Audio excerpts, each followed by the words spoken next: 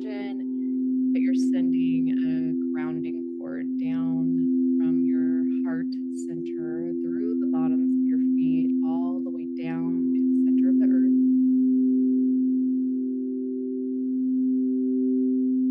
It's really meshing and melding the core of the earth, feeling that energy rise from the core all the way up to the bottoms of your feet.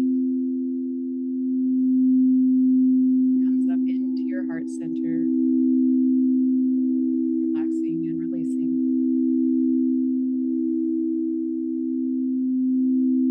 Then taking another deep breath in where you're feeling that energy rise from your heart center all the way up through the top of your head.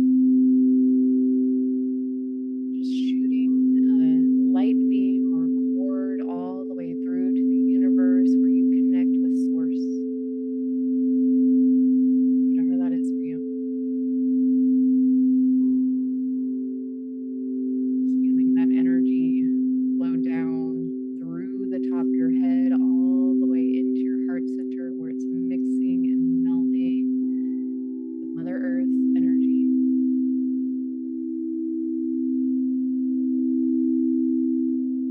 As it ricochets with every single cell, inside to the outside, beaming that energy, beaming love and hearted energy.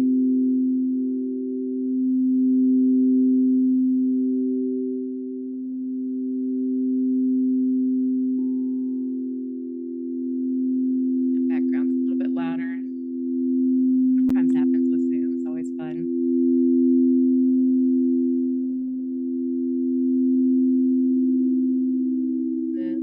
This off for now. We'll go ahead and get started. So welcome everyone, and thank you so much for spending your, what is this, Tuesday, middle of the day with me. If you know me, if you don't know me, my name is Jen. I am a hypnotherapist, breathwork facilitator, energy worker. I come from a 10-year background in healthcare. So my background, I like to mix it and meld it in a lot of the work that I do, the subconscious work, because I do also feel that it's important for your conscious mind to be aware of the science behind things, the science behind why subconscious work actually works. So that was important for me because I have a very analytical mind. A lot of, and like raise your hand if you're also a fellow analytical person, like you have to know why something works before you actually believe it will work. Yeah, that was me. So part of the reason and the why that I got into this type of work is because I was in healthcare, felt like I was drowning, and no doctor seemed to be able to help. So it kind of spurred my curiosity on what else might be out there. And that's essentially how I found hypnotherapy, how I found breath work, and just kind of went down the rabbit hole in that. And as I was able to rewire my own things, and of course, you are your own for one, biggest critic and also your own guinea pig, right? You want to make sure that things work for you before you start working on other people. So that's essentially where I came from. I did all the work on myself. Then I started to expand so that I did it for other people and help them through. So this masterclass, and let me go ahead and share screen here.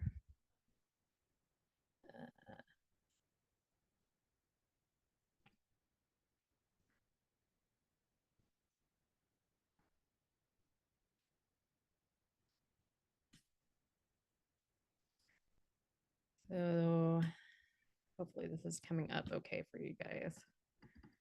Oop.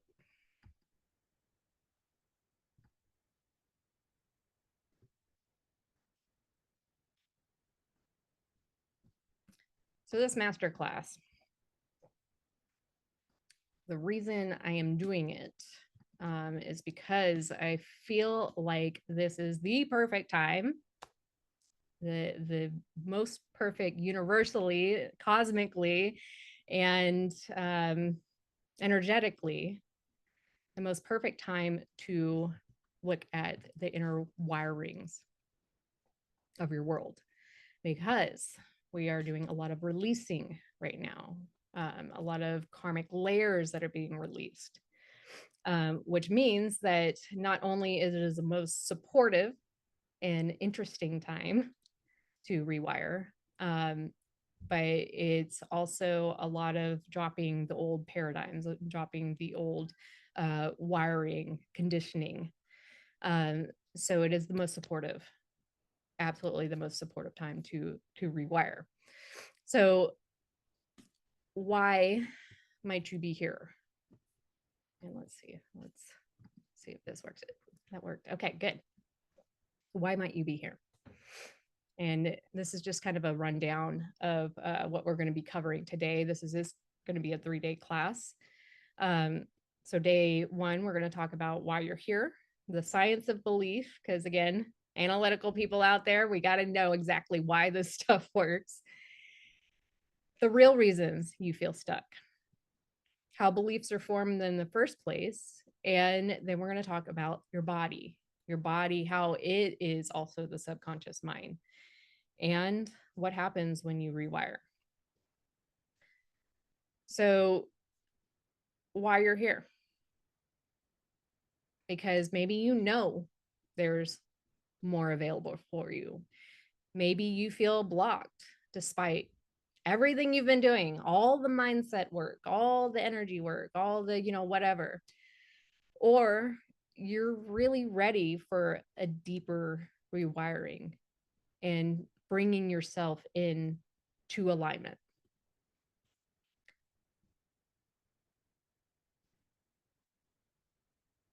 So I like to talk about the science of belief.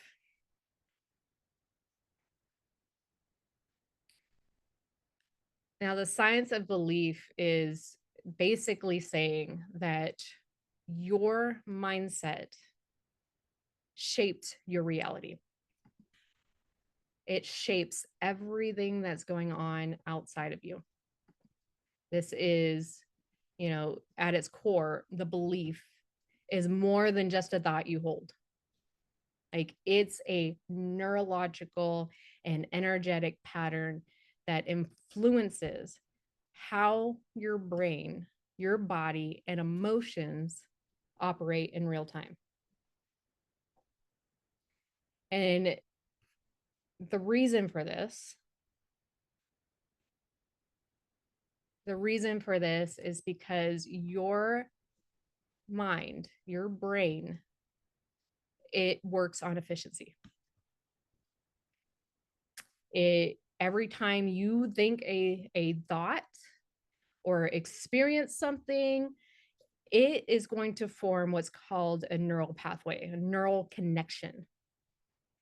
The more often that thought is repeated, the stronger and more automatic that connection becomes.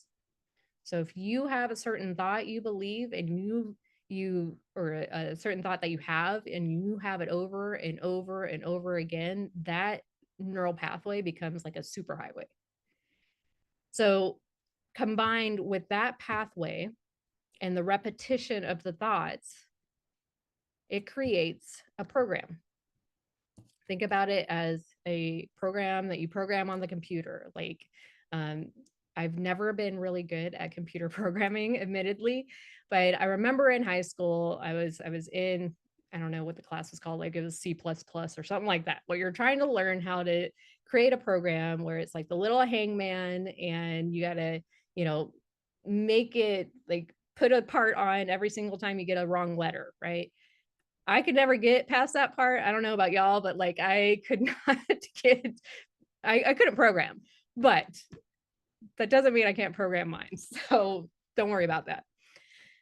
Your brain, again, so it's operating on efficiency. It wants to make things automatic because it has a big concern with conserving energy.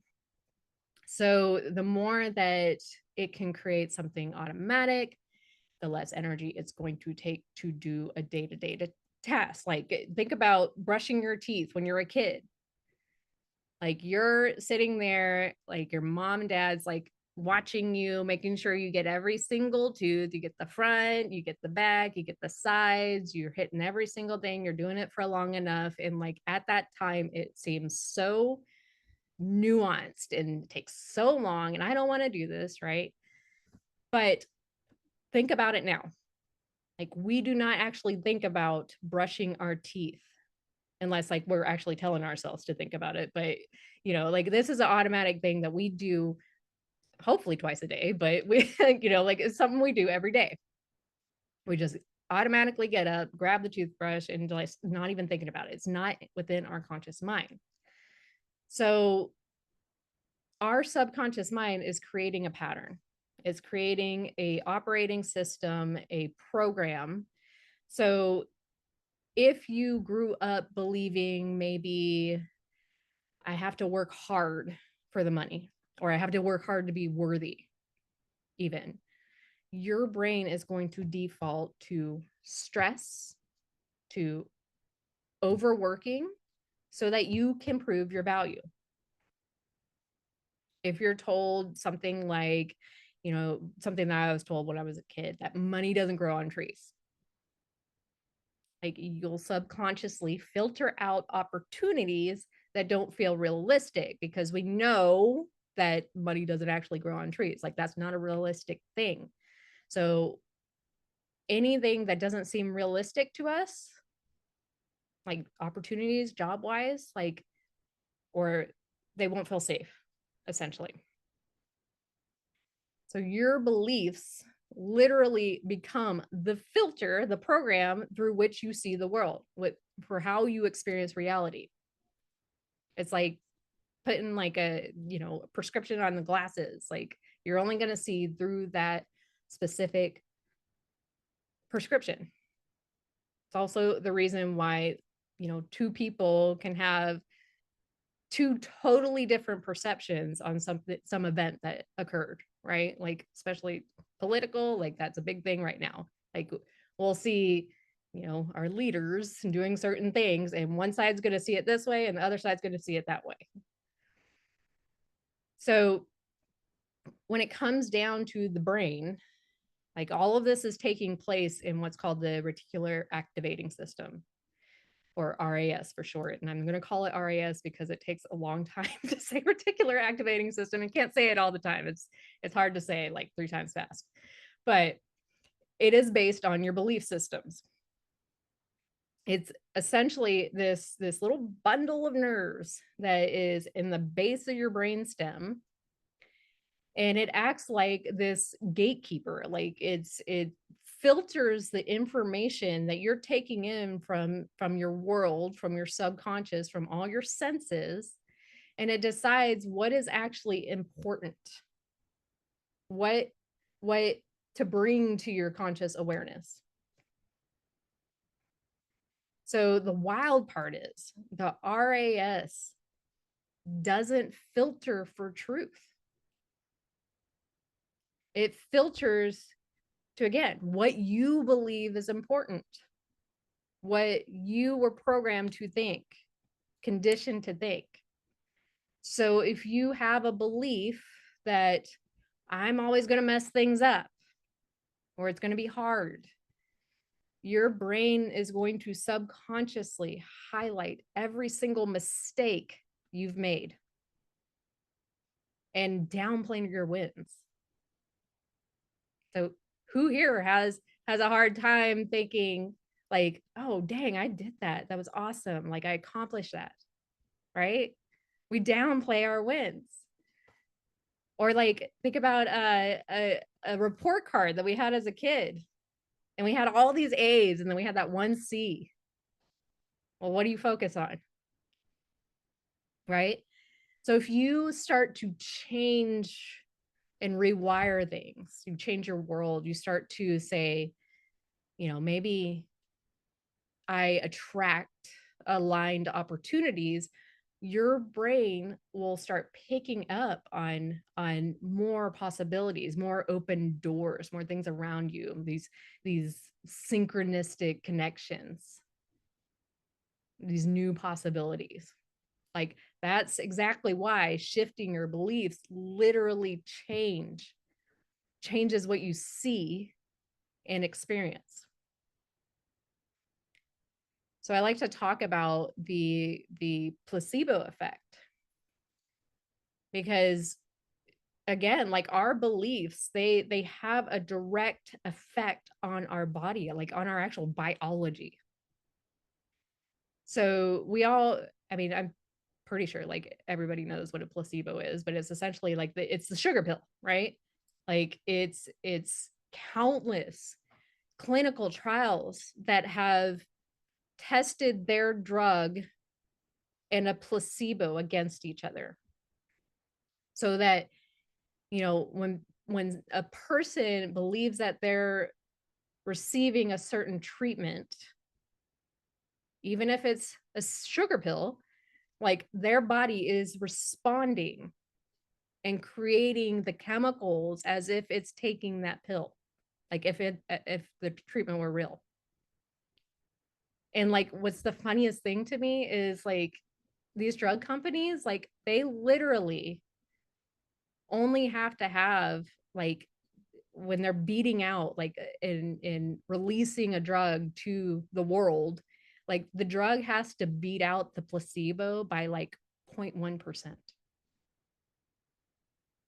which means that all these people over here could have like the results from the placebo, but as long as they have just like half a person, I don't know what is 0.1%, but like, you know, they have one more person over on the side of the actual drug, that means they can release it. So it's called the placebo effect. Like, we know that's a thing. We know that's a thing where it's well documented that the actual belief of something will influence your biology. I also like to bring up too, the 4 minute mile, which was I forget when it was, like in the 50s maybe. That So Roger Bannister, like, he was the first person to run the 4 minute mile. So all of these people before him, even in the best conditions, they did not know that they could achieve this until after somebody achieved it. So he breaks the record. He runs the first 4 minute mile. Yeah, 1954. Thank you. so he runs the first 4 minute mile. And after that, I think it was like a few months after that, the next person does it. Another person does it. And then another one does it. And then another one. So until he did it the first time, people didn't even know it was possible. And all it took was for him to do it once for them to know that they could. So they just hit it over and over and over. So what's the takeaway from this? What you believe is happening often matters more than what's actually happening. So we're creating these belief loops all the time. This is how you get stuck in a program. This is how you continue to create the same results over and over. It's based on your beliefs. We all have subconscious belief loops. They're patterns that go from, you know, like some circumstantial evidence out there or something that happened. We have this thought about it, then we have an emotion behind it, then there's an action that comes from it, and it creates this result, this belief loop. So for example, I'm looking at my bank account and it has like a certain amount of money in it, and then I'm going to have a thought about it. Now, if that thought is, I'm not good with money, you're going to feel an emotion on it. And maybe that emotion is shame. So when you have that emotion, there's an action. So maybe because you feel shame, you avoid budgeting. And then when you avoid budgeting, that creates you to stay stuck financially and further reinforces the I'm not good with money. Now, conversely, if we were to look at our bank account and we have a thought like, I'm capable and resilient, that creates a feeling of confidence. And then we take aligned action, which then we see growth, and then that reinforces I'm capable and resilient. So this is where the rewiring part comes in. So to actually change a belief, you shift it at the subconscious level. You just need 4 things, and that is awareness, emotion, repetition, and safety.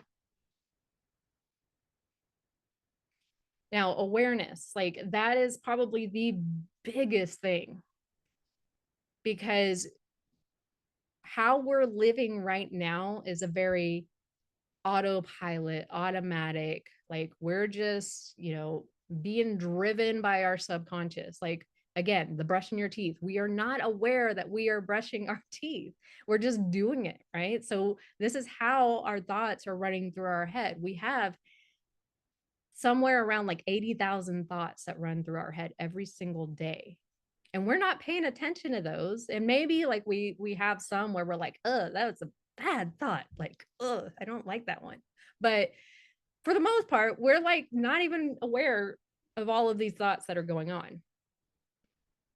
So the moment that you actually start to tune in and take a conscious awareness of your thoughts in a non-judgmental way, like that's a thought, I'm having it, right? Noticing the pattern or the thought. That's the first step. Next, you want to bring emotion to it, because your body must feel the truth of the new belief that you want to rewire. So the higher the emotion, the more you're going to tune in and take a snapshot, and your brain's going to actually, pay attention. And then repetition. We want to repeat, repeat, repeat, practice, practice, practice. Because again, your brain is going to wire through consistency. It wants to automate. It wants to conserve the energy.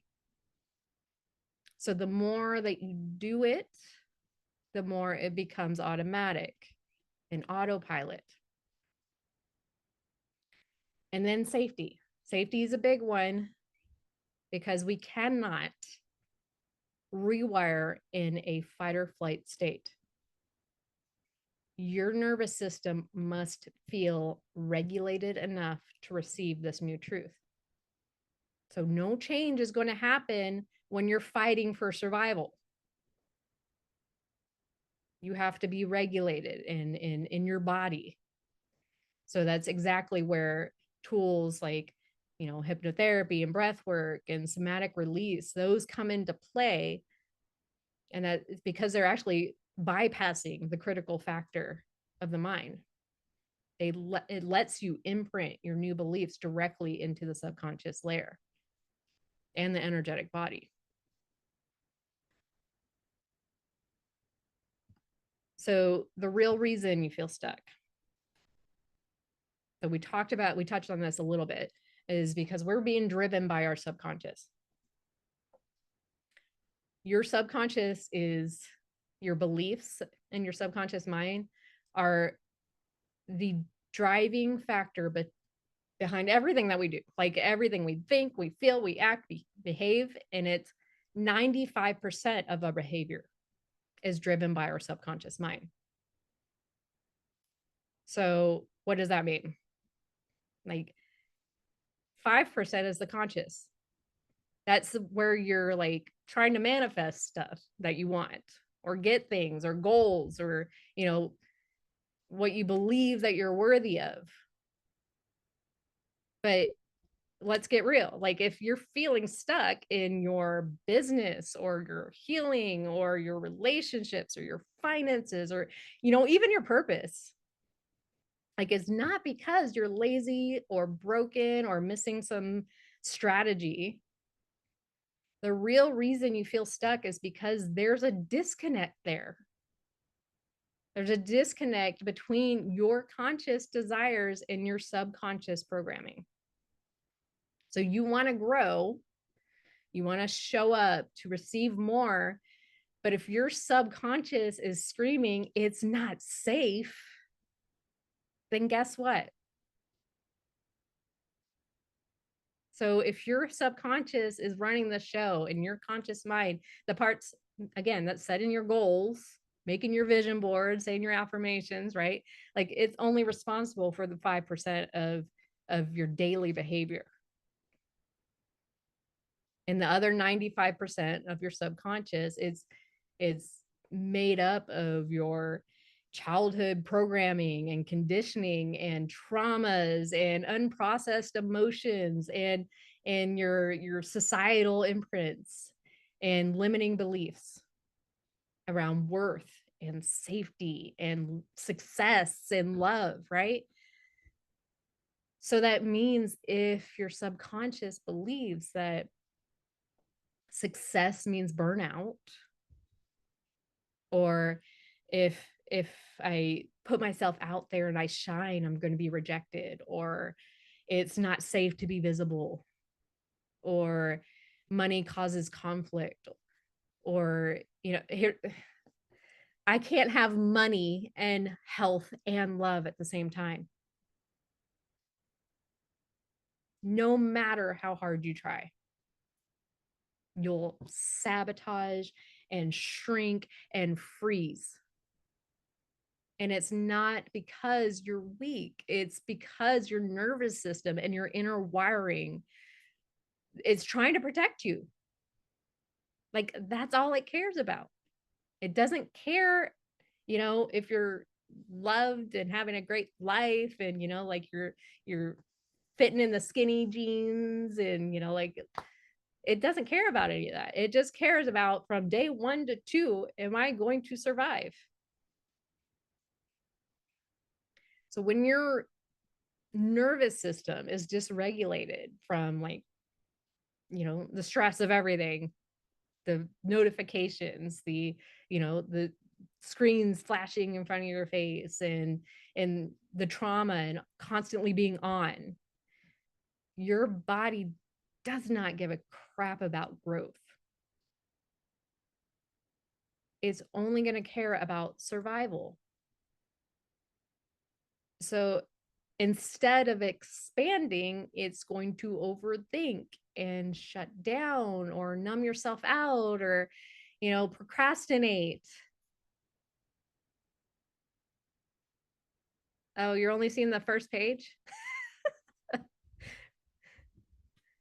It should say the real reason you feel stuck. But if you're not, ooh, gotta love technology, right?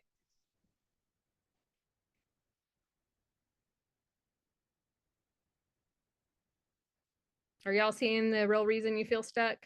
Oh, okay. I don't know why, Stacy. Okay. Stacy, you may need to, or you see that, but yeah, we should just be on the real reason you feel stuck. But again, so all these things that we do to distract ourselves, right? Like numbing out, or maybe we'll hustle more or, push more, or, like we have crashes and then we'll just repeat. So that's exactly why you don't need strategy. Like you need safety. in your body so your nervous system stops slamming on the brakes every single time you try to move forward. So, as many people do, like they'll build lives and businesses and identities based on who they thought that they had to be to survive. But alignment is not about doing more. Like it's actually more about becoming who you already are.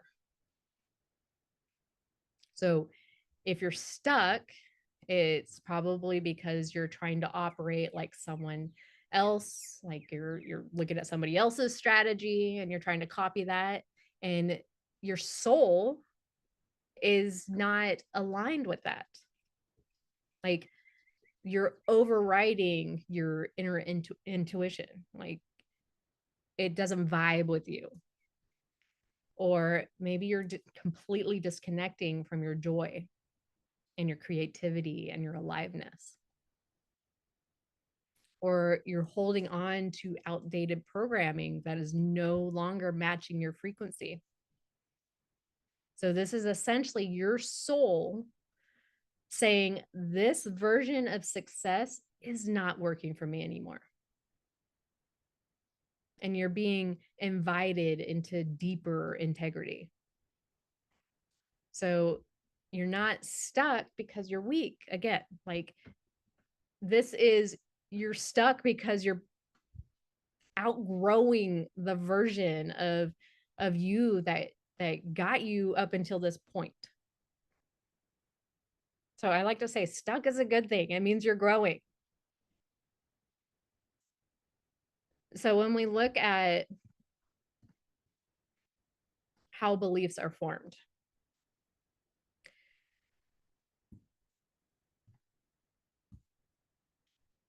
this typically comes from what I like to call the primary trauma imprint years, and that's the ages between 0 and 7. So your body isn't just a vehicle, right?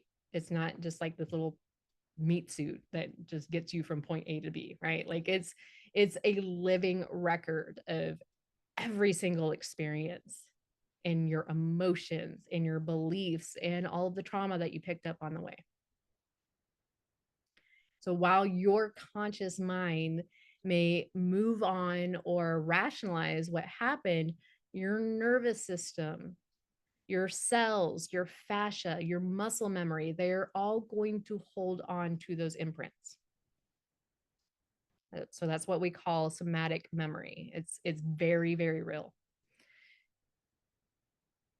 So when something overwhelming or scary or emotionally intense happens, especially if you didn't have the tools to support or process it, your nervous system goes into fight, flight, freeze, or fawn.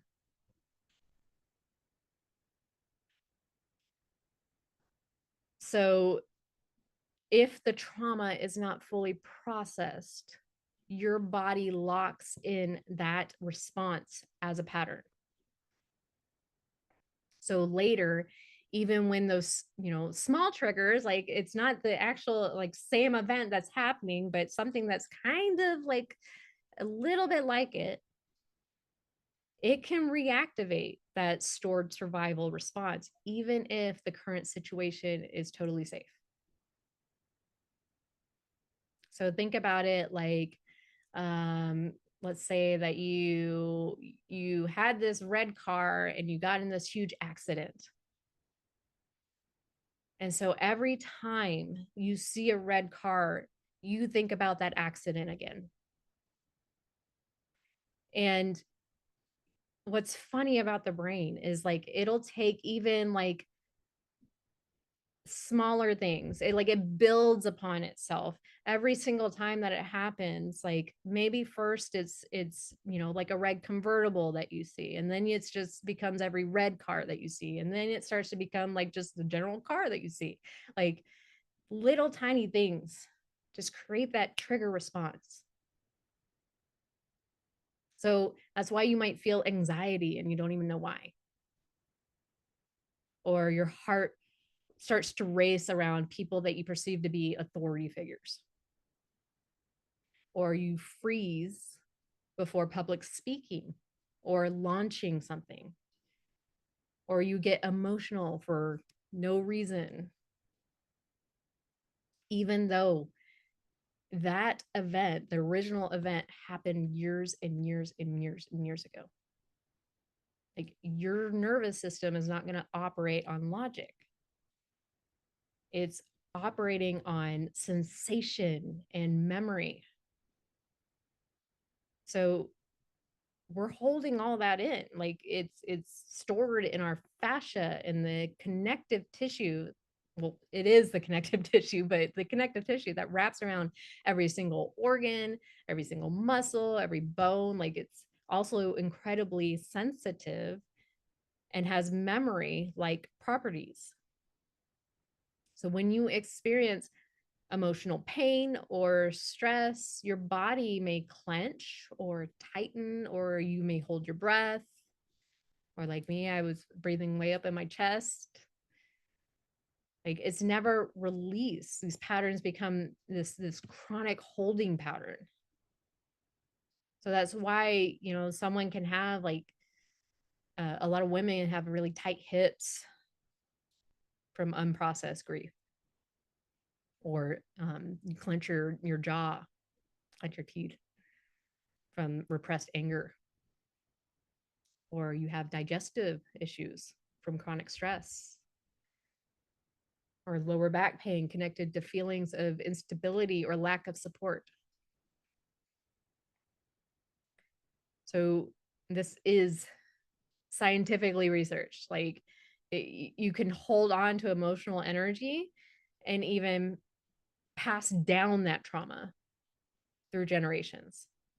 So this is where we get into like the epigenetics influence, and that basically means that you're carrying survival patterns and limiting beliefs and emotional residue from your parents, parents, grandparents, like your entire lineage.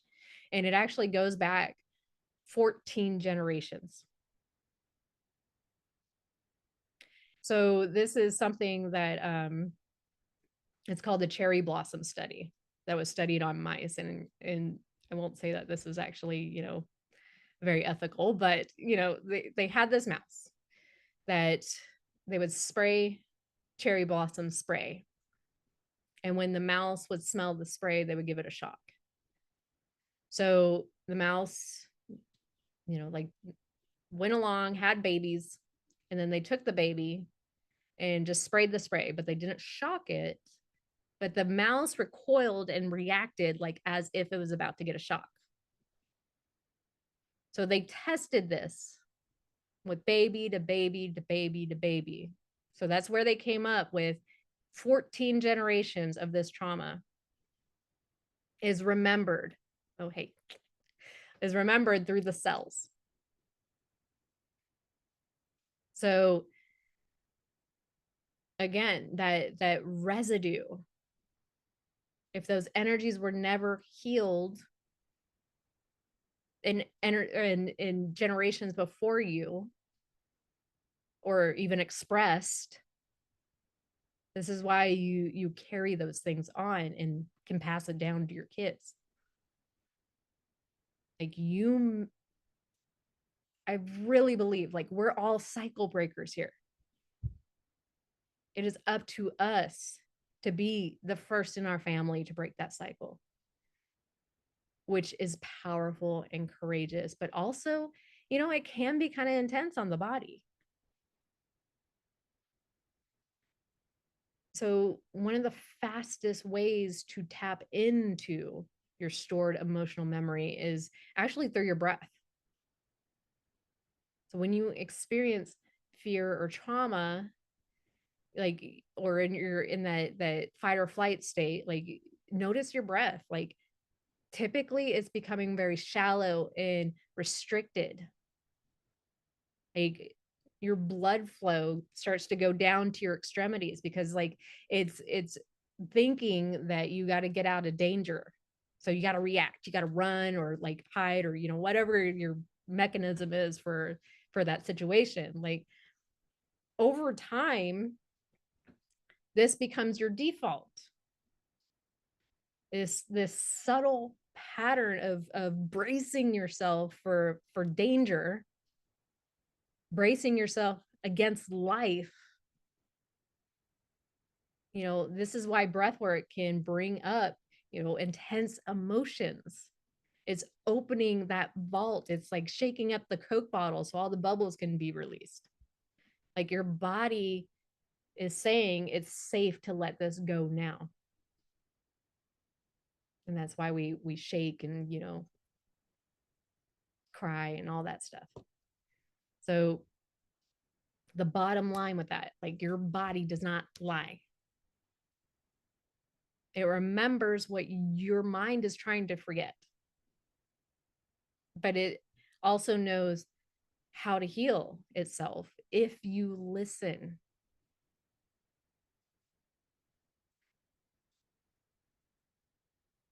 So again, your body remembers. And it's a pattern matching machine. It seeks familiarity and survival and automation and saving energy. It does not care about success.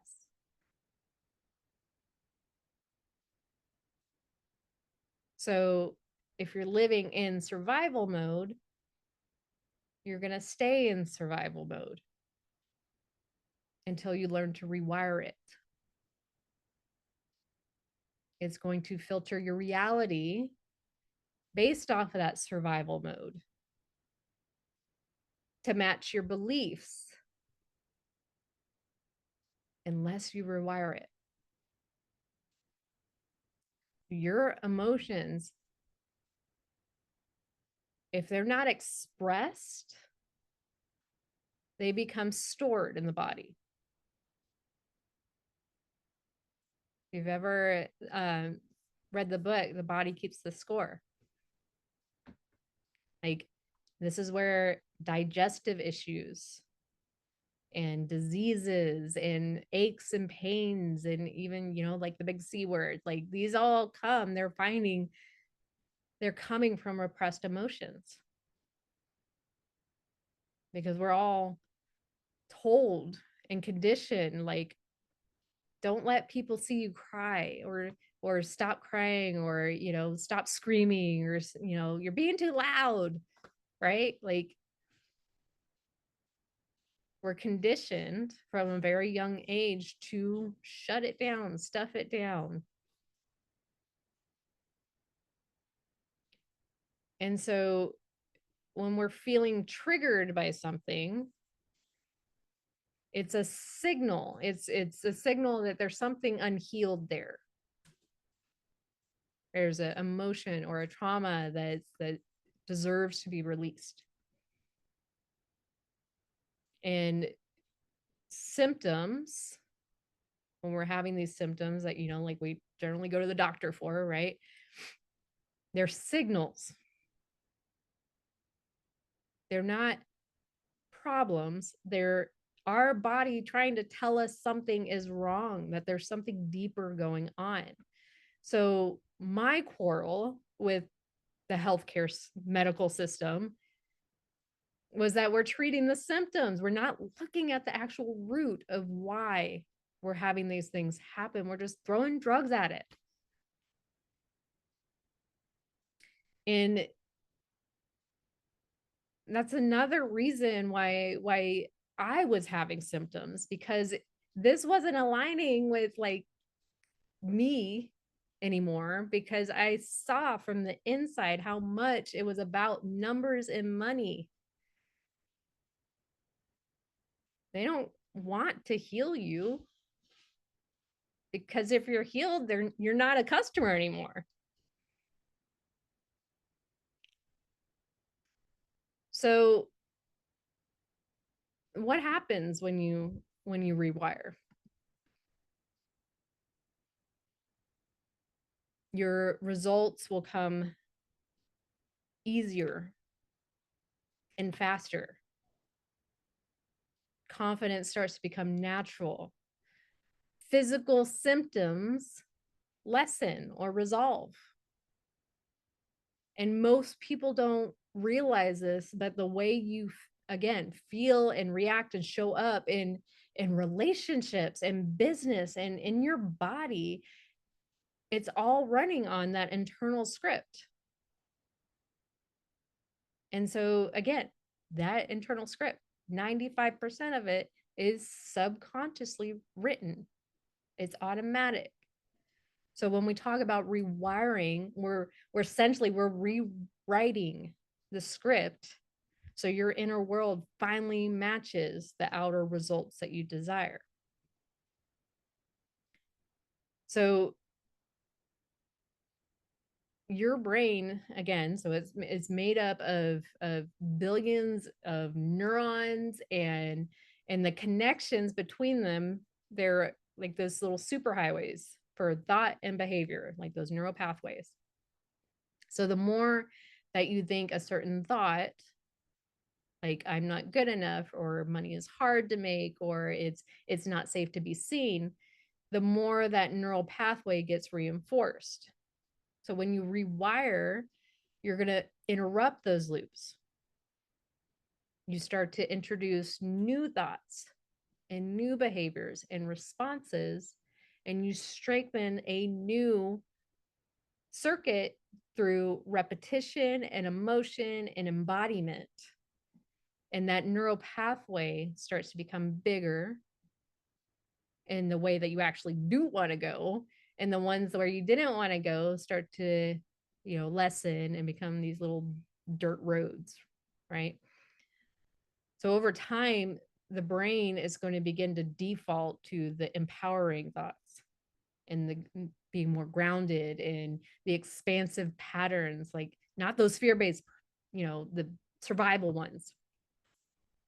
So it's not, when we're talking about rewiring, is not just mindset and affirmations and trying to think positive thoughts, right? Like it, uh, when we talk about like the secret, the secret, I don't want to say the book name, but like the secret, there was, it was almost like they give you the little tip of how to manifest things, but don't really explain all the really important parts to it. It's not just thinking about what you want. Like it's full on, like a system of body work, of your nervous system. It's part of you that decides if you feel safe or unsafe. If you've experienced trauma and burnout or chronic stress, like your baseline, it's dysregulated. It's going to create static in that signal that you're trying to send out to the universe that this is what I want. So when you rewire, your body starts to feel safe in calm, instead of, you actually get addicted to the chaos because it has a certain neural, like a chemical. There's a certain chemical that it triggers for you, and you stay in that because you're addicted to it. But when you rewire, you can start to feel more of the calm feelings. You can respond instead of reacting to the trigger. You feel more energized and clear, and rather than, out here and like scattered and or fatigued. And then you expand your capacity to receive.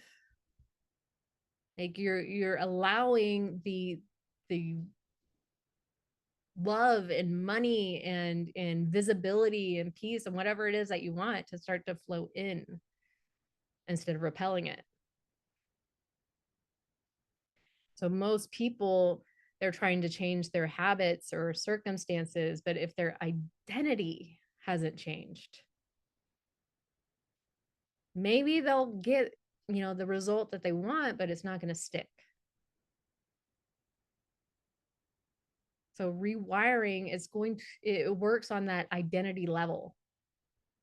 And so instead of saying, I want to make more money, you become the version of you who believes that they're worthy of actually making money. You vibrate on a different level to where money comes instead of, trying to show up more confidently or, you're embodying the person who speaks boldly or leads powerfully or treats themselves like deeply as an important person. So when your subconscious and your conscious mind and then the nervous system and your energy body, they're all in alignment, you start to become a magnet for what you want. So this is where, like, I have a problem with The Secret because it doesn't explain all that. Like, it's just kind of the tip of the iceberg. It's just like, think about what you want and you'll get it. No, it's not how it works. So when things start flowing, that's when, clients show up and opportunities land and your relationships start to deepen and you feel more in tune with your intuition, like you trust yourself and you feel like you without all these, all that heavy sticky baggage. So again, this isn't just repeating affirmations, thinking happy thoughts, like good vibes only. That's kind of gaslighting, isn't it? Like, what happens when you think a bad thought? I did it again. Like, no, that's also kind of avoiding because if you're thinking positive thoughts only, then you're avoiding your real emotions. So it's that deep inner work that honors your mind and your body and your story, and it empowers you to become the version of you that's already waiting within, the person we're already, that's in there already.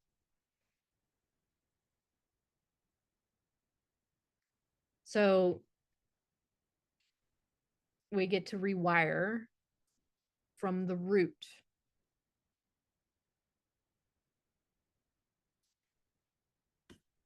And I like to end, each day with a little journal prompt. So I just want you to reflect on this. And I am completely ignoring the chat. I'm so sorry.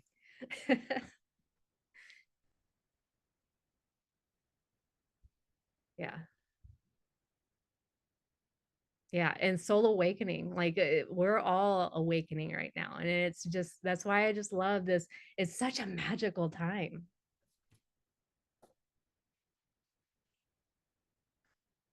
So, what stories have I been carrying that are no longer mine to hold?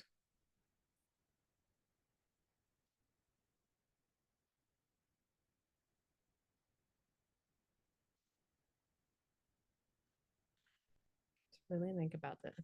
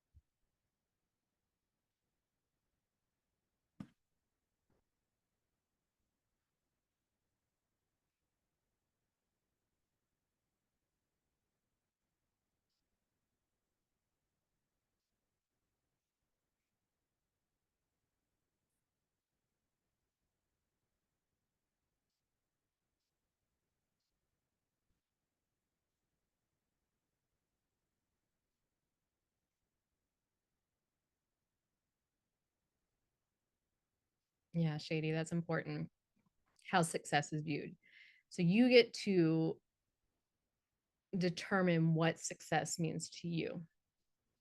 Because a lot of the times we're conditioned to view success in a certain way because of how our parents saw success, how our caregivers saw success. So we get to actually evaluate, like, maybe success, we think that we want it, right? And this is where we get into trouble. Like, we think we want this certain thing. Like, I need the nice job, I need the nice house, the nice car, I need the husband with the 2.5 kids, whatever that means. Like, you have all of these things that you were told that that's what the meaning of success is. And then you get there and you're still unfulfilled. You're still not happy because that wasn't part of your true values. Like, that's exactly what I did. Like, I went to college, I got the nice job, I got, all the things that I thought I wanted. And then I was still like, bleh.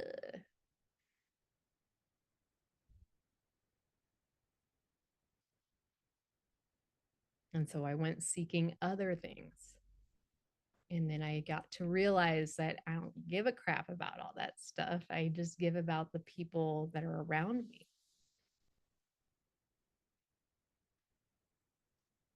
So success only comes from hard labor, lots of hours, and total commitment to my job, but sacrificing family. Yeah. And it kind of comes back to that reflection of, actually, so one of these beliefs that I put in here was something one of my clients believed, that you can't have success, health, and love all at the same time. If you had one of those or two of them, you're sacrificing something else. But it doesn't have to be, you don't have to sacrifice. When it becomes an alignment, then everything comes into play. You get to have it all.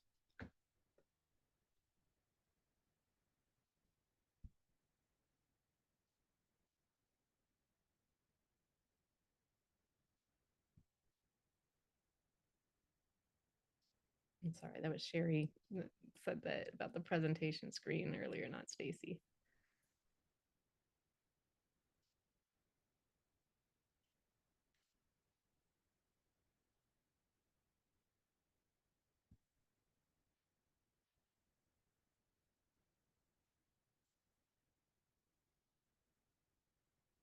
Yeah.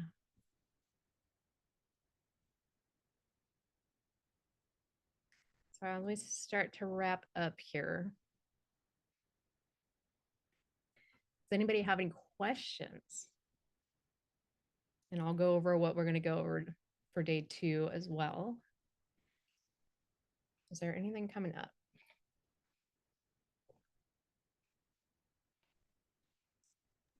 Is it okay to unmute? Absolutely. Okay. I was trying to find the hand and I said, oh, I'll just try. Okay. Love. So much resonates with what you're sharing. It's just really been expanding, and questions that came to mind. The first one was, so rewire, just the process of rewiring. I think I love what you said about awareness and really like the intentionality of kind of unlearning these patterns. But so that process of rewiring, very curious about that, really leaning into, and I'm sure that might be closer to day 3 than day 1. But in my mind, I'm like, and is that something once and for all? Because, we're always, I guess, there's always, I guess, as the rhythm of life, you know, I don't think growth ever stops, right? It shouldn't. So does that mean that we're always rewiring? It's not like this once and for all process. So those were my questions around. Yeah. So it I do like to say that we're never fully, and here, let me take this off. We're never fully at, we're not arriving at something. There's never like an arrival point where we're just like, I'm healed of everything, right? Like, so yes, it is a constant work on ourselves, because as we start to peel back layers of something, and it's like the onion example, right? Like you start to peel out the outer layer off, then you're going to uncover something a little bit deeper. So um there's always something there. And so when you're rewiring on a subconscious level, um, you're gonna feel really good after that layer, but it takes work on the conscious mind too. Like you have to come at things from different sides, conscious and subconscious, because if you're only working on subconscious, then your conscious mind, if it doesn't believe what that something was released, or if it does isn't aware of something that was released, it basically reinstalls the old program. But conversely, if you're only working on the conscious side, and your subconscious is like, no, this is bullshit. Like I'm not aligned with this. Like it's not going to let you get ahead. So you're coming at it from different angles, but the conscious work, as long as you are, doing the subconscious rewiring, the conscious work is a continual thing. You do have to continually pay attention to your thoughts, but as you're rewiring on the subconscious side of it, you're going to start to bring things more automatic. So it's not like it's like the brushing your teeth example. Like you're going to automatically start to go in a certain direction, but it you're again, like it's as you do it more, you're going to automate it more. So in the beginning, it is a lot of paying attention to things, right? But it gets easier the longer that you do it. And Amber, thank you for joining. I know you're already gone, but thank you for joining. And thank you, Letty, for the question. Anything else coming up?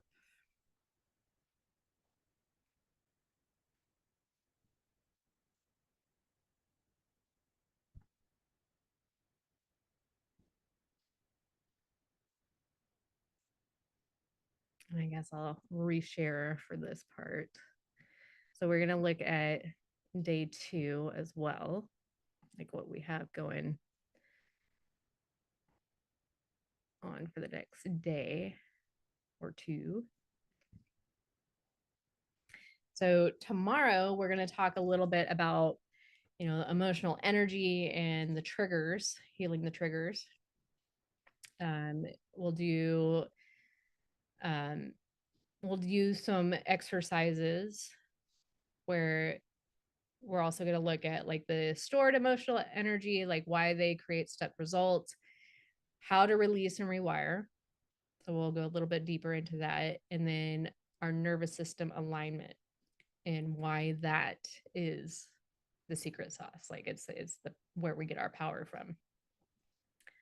Um, so we'll have some exercises tomorrow, and then on day 3, we're going to start to go out into the future, start creating the results that we want. We're going to talk about the future you and that frequency to get there, why aligned action actually beats the hustle and grind. We'll talk about creating that new operating system, and then we'll do some guided visualizations and then some more Q&A. So any takeaways that you guys want to pop in the chat? Because I love knowing that it's informative, but I definitely want to know what stuck out to you. Maybe an aha moment.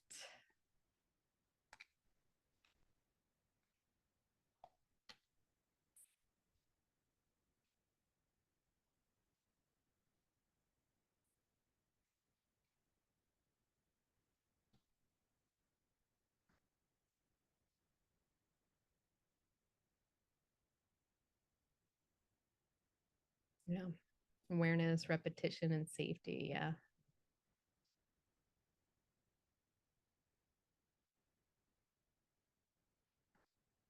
Identity guiding the rewire work. Yes.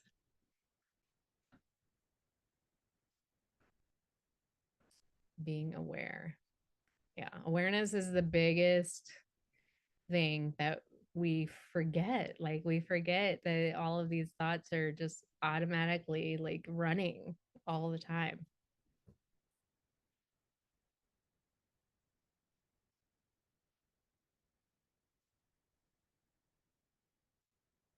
Beautiful.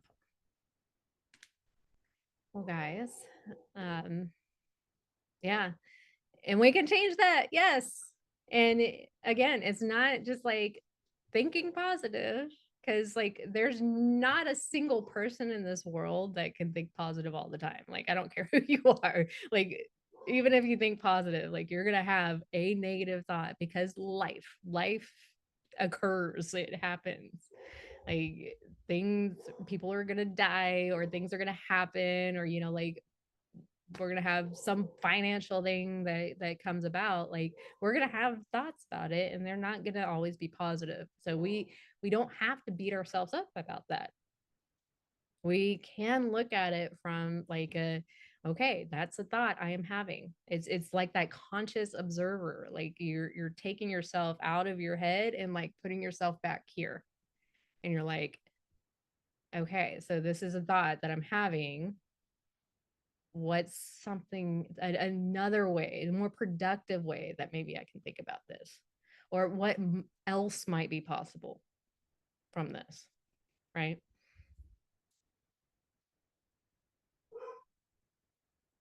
Yeah, pay attention to your thoughts, mind, body, spirit alignment. Yeah. And stuck in fight or flight mode. Yeah. And that's we can't create from fight or flight, because the only thing our body's concerned with in fight or flight is your safety.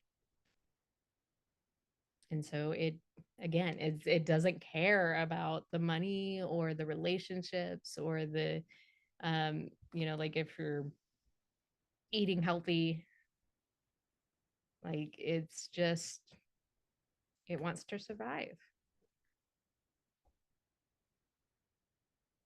I don't think like that anymore. Yeah. So maybe instead of saying I don't think like that anymore, because there's a slight shame behind that. There's a tinge of it, like uh, like I don't think like that anymore, because like, who's that person that thinks like that, right? Maybe change it into, what's another way I can look at this? You want to take yourself out of the like the dialed in, like the exact situation that this is happening, and like actually pull yourself up a little bit. Like, think about something. um is this going to be important a year from now? Is this something that's important? Like, if I were, you know I like to think about like universal stuff. Like, as a human being, like, I'm having this situation, but if like the human race, like the entirety of the earth, like, is this important? Is this little thing important? Right? Like, pull yourself, like, chunk it up to where you're like looking down on it. Like, is this actually important right now? What else could I think about this situation? Could I see this as, like an opportunity for growth, that it's necessary, that it's only it's sanctioned for me and my soul wanted me to learn this certain thing so that I can ascend. So think about things like that. Pull yourself up in that bird's eye view. Beautiful. All right, guys. So tomorrow, same time, same bat channel. Again, these are going to be recorded. So I like to give 72 hours on the recording, because if I give you longer, then you're going to forget about it. It's just not going to happen. So if you're watching the recording, or you caught little bits and pieces and you want to go back, recording will be available for 72 hours. And I hope to see everybody here live tomorrow. I just love seeing everybody's faces and getting the live takeaways. So appreciate you guys, and we'll see you then.